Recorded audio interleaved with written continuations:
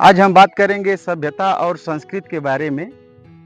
संस्कृति हमारे जीवन से जुड़ी हुई, कहा जाता है कि culture is a way of life, यानी कि हम जो जीने के लिए जो हमें ज़रूरी चीज़ें होती हैं, जैसे हमारे खान-पान, रहन-सहन, वेशभूषा और जो हमारे व्यवहार, जो हमारी सोच है, जैसे हम प्रतिदिन अपने दिनचर्या में जिन चीज़ों को शामिल करते हैं, वो सारी चीज़ें संस्कृति का अंग होती हैं। सभ्यता इसका बाह्य पक्ष होता है। जैसे कहा जाए कि हमारे पास क्या है, जैसे हमारे पास गाड़ी है, घर है, बंगला है या मोबाइल फ़ोन है, मोटरसाइकिल है या जो भी आपके जीवन को सुगम बनाने के लिए जो ज़रूरी चीज़ें होती हैं, उसको आप सभ्यता से जोड़ कर के देखा जाता है। क्रोबर एक मानव शास्त्री हैं प्रसिद्ध, वो कहते हैं कि संस्कृत जो है जीवन का आंतरिक पक्ष है, यानी कि ये एथॉस से उसको एक शब्दावली का नाम देते हैं, एथॉस कहते हैं। और सभ्यता को वो बाह्य पक्ष से जोड़ते हैं, जिसको वो एडोस कहते हैं। सभ्यता की माप की जा सकती है, यानी हम मेजरमेंट कर सकते हैं कि हमने अपने जीवन में कितनी तरक्की की है।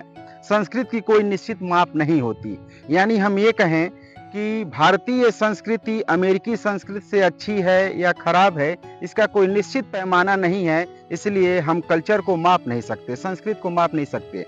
सभ्यता को माप सकते हैं, क्योंकि हमारे पास कोई तकनीक है, टेक्नोलॉजी है, या हमारे पास ऐसी भौतिक वस्तुएं हैं और उसके अपेक्षा किसी अन्य के पास उससे भी ज़्यादा एडवांस अगर कोई टेक्नोलॉजी है और जो चीज़ है, तो उसको आप माप सकते हैं कि इनके सापेक्ष उनके पास साधन ज़्यादा हैं, सुविधाएं ज़्यादा हैं, तो वो सभ्यता का पक्ष होता है। संस्कृत और सभ्यता में एक और अंतर अगर हम देखें तो ये कह सकते हैं कि सभ्यता का प्रसार या सभ्यता का विकास जो होता है, वो तेजी गति से होता है संस्कृत की अपेक्षा में। क्योंकि जो संस्कृत जो जीवन का आंतरिक पक्ष है, या जो हमारी सोच है, जो हमारी प्रथाएं हैं, हमारी कल्चर हैं, हमारे मोराल्स हैं, ये धीरे-धीरे विकसित होती हैं, लेकिन उसके सापेक्ष में सभ्यता जो बाह्य पक्ष को इंगित करती है, उसका प्रसार तेजी गति से होता है। संस्कृत में गहराई होती है, सभ्यता में वो गहराई नहीं पाई जाती। सभ्यता एक साधन है, जबकि संस्कृत साध्य है। और संस्कृत का जो हमारा अंतिम उद्देश्य होता है, अंतिम लक्ष्य होता है, वो संतुष्टि को प्राप्त करना। और उस संतुष्टि को प्राप्त करने के लिए इंसान जो भी साधन को अपनाता है, वो सभ्यता कहलाती है। लेनिन के शब्दों में कहें तो वे कहते हैं कि सभ्यता संस्कृत का अत्यधिक जटिल रूप है। जिस बर्ड की बात करें तो जिस बर्ड कहते हैं कि सभ्यता यह बताती है कि हमारे पास क्या है।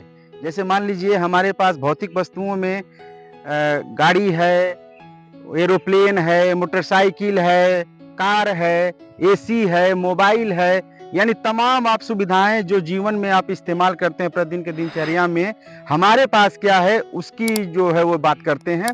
और कहते हैं कि संस्कृत उस पक्ष को बताती है कि हम क्या हैं, यानी कि हम किस प्रकार की सोच रखते हैं, हमारा व्यवहार क्या है, हम किस प्रकार से दूसरों के सामने आचरण करते हैं, हमारी सोच क्या है।